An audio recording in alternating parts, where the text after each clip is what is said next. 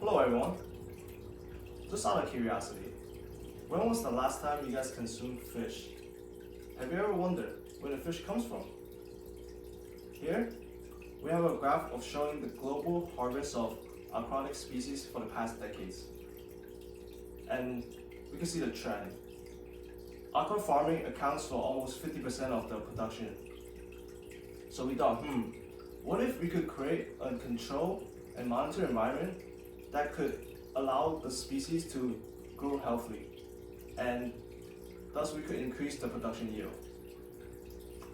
And here's our approach to our smart aqua farming using LoRa technology. On the screen, you'll see an overview of our system. You may take a second and pause and look at it. I will go step by step on showing how the data comes from a sensor, gets transmitted to the cloud, and stored in a database, and finally displayed on our GUI. Let's start from sensors. Over here, we have our temperature sensor.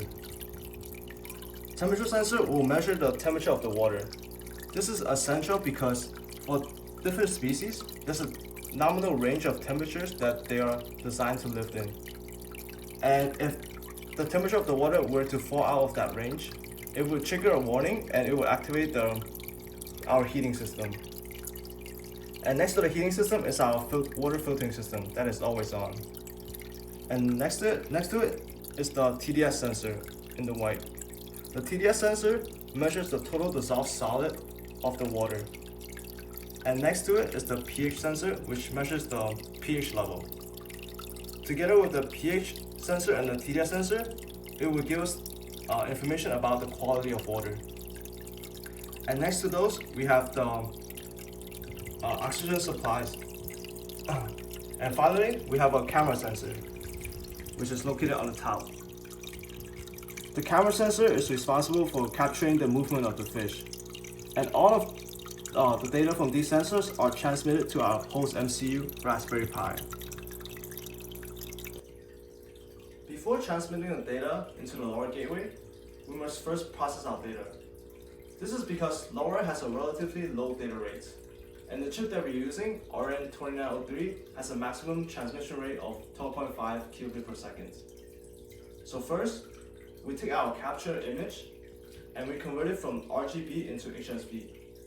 Then we apply an HSV mask to filter the environment from the fish. Next, we use a simple and fast machine learning algorithm, K-means, on the remaining points. This essentially will cluster all the remaining points into individual clusters. And then we can use the centers of those clusters as a representation of the fishes. This essentially reduces the image into few coordinates. We also concatenated multiple frames into a single payload so that we don't occupy the lower bandwidth. Started. The data is then transmitted to the LoRa gateway. The LoRa gateway will automatically forward the data into the AWS API gateway that we set up. The AWS API gateway is responsible for handling forwarding and queries. It will take our forwarded data and store it into the database, which is DynamoDB, the database that we're using. And if you took a look at the database right now, we can see that we're getting packets that contains positional data, TDS data, temperature data, and pH data. And we are getting on average every 10 seconds one new item. We also implemented an attribute called time to live of 24 hours to prevent the database from throttling and decrease the retrieval time.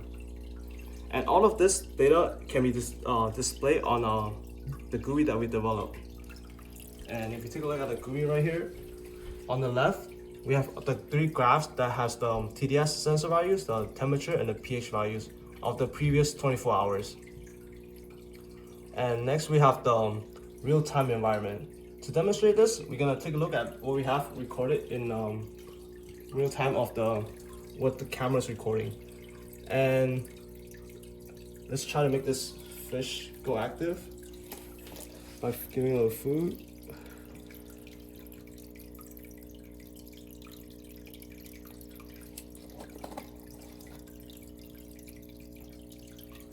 And if we go back to the monitoring data, we can see that the fish are moving, but if we actually look at the environment, it is not following. This is because we are concatenating 10 frames into a single packet that will create a 10-second delay.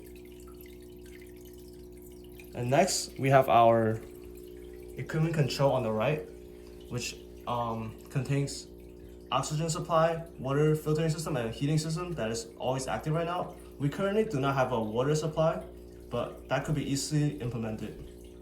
And next we have the current status, which shows that all the values that we are measuring are in a nominal condition right now.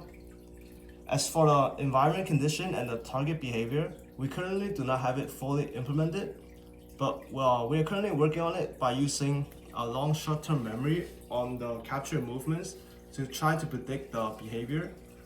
And for the environment conditions, we are using a deep neural network to try to quantify the environment condition.